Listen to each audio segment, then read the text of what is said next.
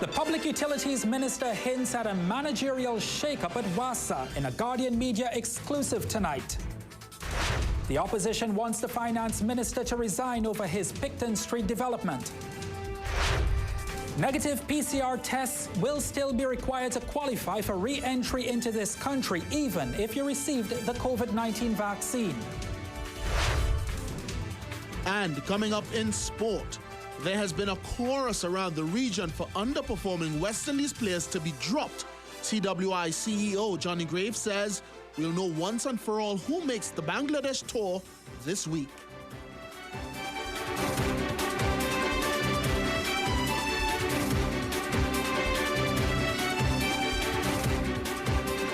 Hello, good evening. I'm Ryan Beju. This is the weekend news here on CNC3. So glad you can join us. Top of the news tonight.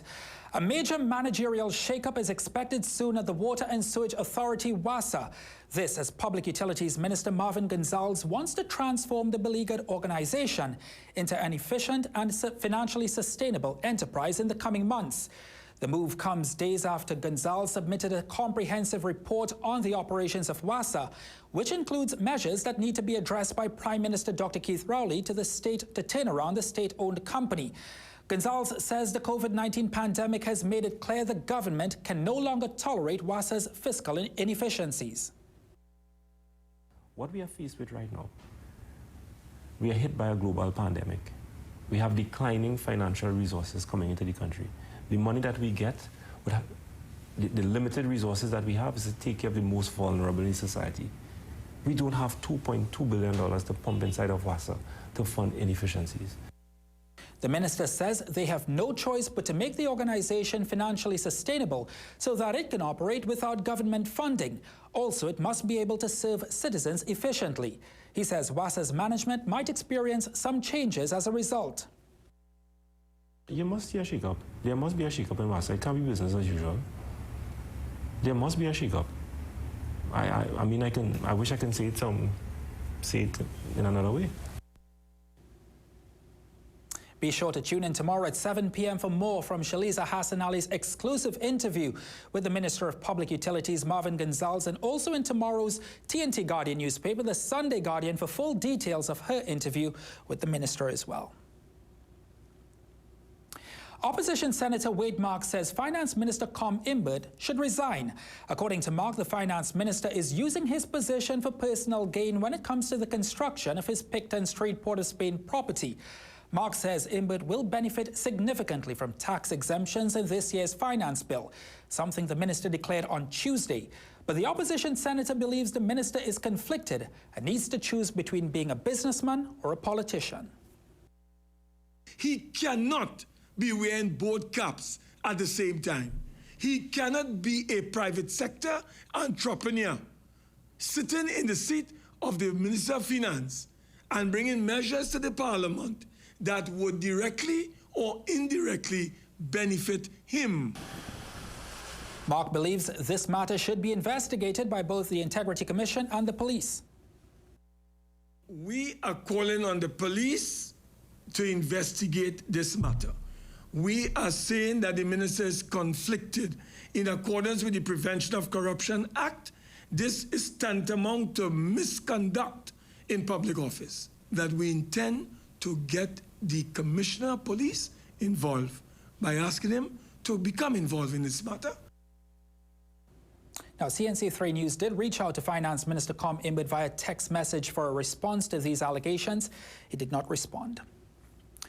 You will still need to provide a negative PCR test to enter Trinidad and Tobago, even if you have received any one of the COVID-19 vaccines currently being administered in the United States or the United Kingdom. Health Minister Terence Yalsing says both he and the CMO, Dr. Roshan Parasram, consulted various experts before they decided upon the current policy position on the matter. We are still going to require anyone coming into Trinidad and Tobago to still provide us with a PCR test. The health minister says they would also still be subject to a mandatory period of quarantine. But this decision, he says, is based on the current available science on either one of the vaccines and can therefore be changed. The minister also says Trinidad and Tobago is getting ready to receive either one or both of the existing COVID-19 vaccines by March. While the Pfizer vaccine isn't part of the COVAX facility and is not expected to be made available locally, 3 sub-zero chillers have already been identified just in case. And they are currently being commissioned and or recommissioned, serviced. So in case we get the Pfizer vaccine, even as early as January, we can store it at -72. Trinidad and Tobago is part of the Gavi COVAX facility, which will give us access to a COVID vaccine. It is a global initiative to ensure rapid and equitable access to COVID-19 vaccines for all countries.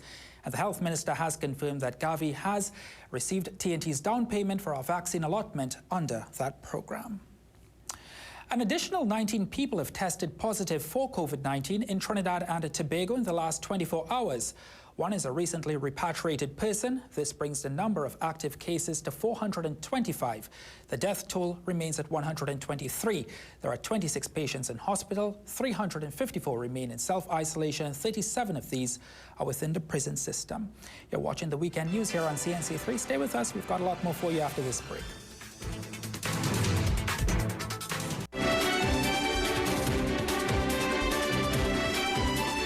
As this country prepares to receive the COVID-19 vaccine in the first quarter of 2021, the health minister is getting ready to tackle anti-vaxxer propaganda.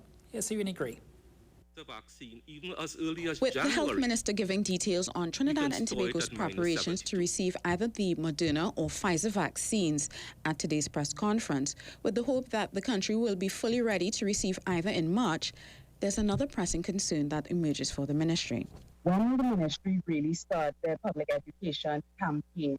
Because the anti-vaxxer conversation has already begun in Trinidad and Tobago. We are totally against vaccines. The health minister had said before the ministry knew they had to try and get ahead of the propaganda. Today, he says they've been at it for over a month now. we are starting the process of doing focus groups to find out what do Trinidadians think about vaccines? Where are they getting their information from? The focus group should have begun, and he expects them to run into January. That information will be used to inform the ministry's approach. However, he says a strategic information plan has already been drafted, and it has been sent to PAHO for their feedback.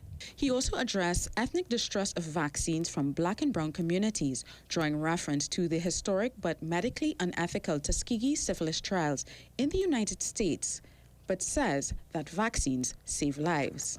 Currently, the U.S. is responding to those concerns by shining a light on the work of Dr. Kismakia Corbett. She has been described as being at the forefront of the development of the Moderna vaccine in the hope that they could get ahead of those fears, because when they start their major vaccination program, they want as many people to willingly come for their shot, which is exactly what we also want right here. Soini Gray, CNC3 News. All right, thank you, Soy. A passenger traveling from Trinidad, to Trinidad from Tobago on the first flight this morning says there were no COVID-19 safety protocols being followed at the ANR Robinson International Airport. The traveler told CNC3 News there were no visible hand washing or sanitization stations at the airport, and travelers were also not directed by staff to sanitize their hands. The traveler also said no one's temperature was taken before boarding, and the lack of protocols were also evident upon arrival in Trinidad. CNC3 News contacted airport authorities' head of corporate communications, Zola Joseph, for a comment. She directed us to a video the authority produced showing their COVID-19 protections. She also said an official statement was being prepared. It had not been received up to news time. Children of Hague Street in Carenage and environs are probably tonight enjoying the new toys they received from Prince Swanee earlier today. The Carenage resident and dancehall artist, along with his record label, Z-Tech Empire, treated the children to snacks and toys at the Carenage Community Center. Something resident Adrian Marshall believes was drastically needed, as he says COVID-19 brought the mood of the neighborhood down. Normally this community has Christmas parties every year. All the different districts, Mount Pleasant, Resurrection, you know, Christmas parties. So it wasn't having anything this year. So this was something really nice to be given. The organizers asked all the children to sanitize upon entry, wear their masks and social distance, even though they admitted that it was difficult at times to keep the young ones apart. The Anti-Kidnapping Squad is issuing another request for information on the whereabouts of 15-year-old Jamari Graves of Rich Plain in Tiggermartin. He was last seen on April 27th of last year. He was reported missing to the West End police station on the same day. Jamari is of African descent. He is 5 feet tall with a slim build, dark brown complexion and an afro hairstyle. He was last seen wearing a blue jersey and grey long pants. Anyone with information on his whereabouts is asked to call the West End police station at 637-4226 or 800-TIPS. Meanwhile, 45-year-old Perry Vaughan Pollard was charged on Friday for robbery.